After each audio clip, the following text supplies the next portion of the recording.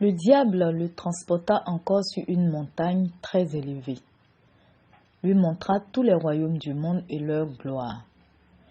Et il lui dit, « Je te donnerai toutes ces choses si tu te prosternes et m'adores. » Jésus lui dit, « Retire-toi, Satan, car il est écrit, tu adoreras le Seigneur ton Dieu et tu le serviras lui seul. » Alors le diable le laissa, et voici des anges vinrent auprès de Jésus et le servaient.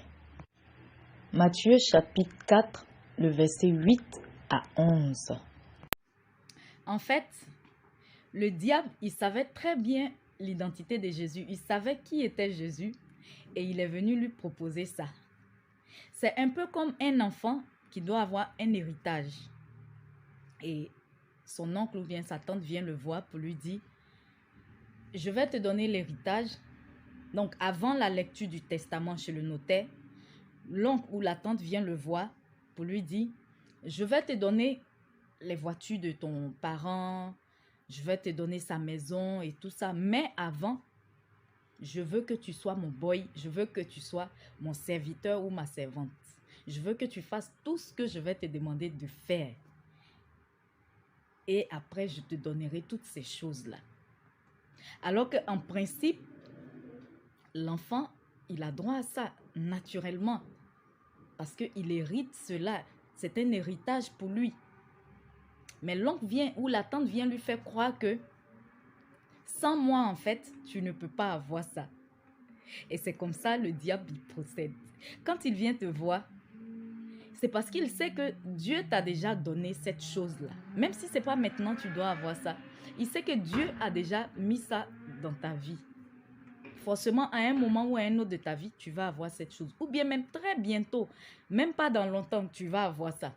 Parce que c'est dit quoi à la fin du texte, que lorsque Jésus a refusé le diable, il a vu des anges qui sont venus le servir.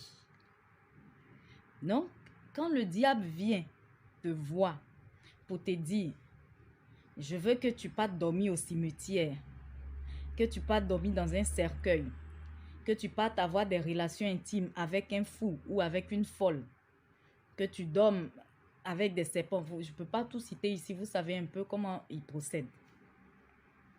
Pour que je te donne de l'argent, pour que je te donne de la célébrité ou pour que je te donne ce que tu veux, c'est parce qu'il sait que à un moment ou à un autre, tu auras cette chose-là. Dieu a déjà mis ça dans ta vie. Dieu t'a déjà donné. C'est une chose que Dieu t'a déjà donnée. Mais c'est peut-être le temps qui n'est pas encore arrivé. Ou bien même le temps est proche. Donc lui, il vient te détourner de la voie de Dieu. Il vient t'enlever sous la protection de Dieu.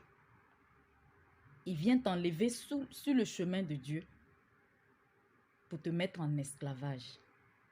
Soyons donc patients et attendons le temps de Dieu pour éviter d'être en esclavage inutilement. Car c'est une prophétie dont le temps est déjà fixé.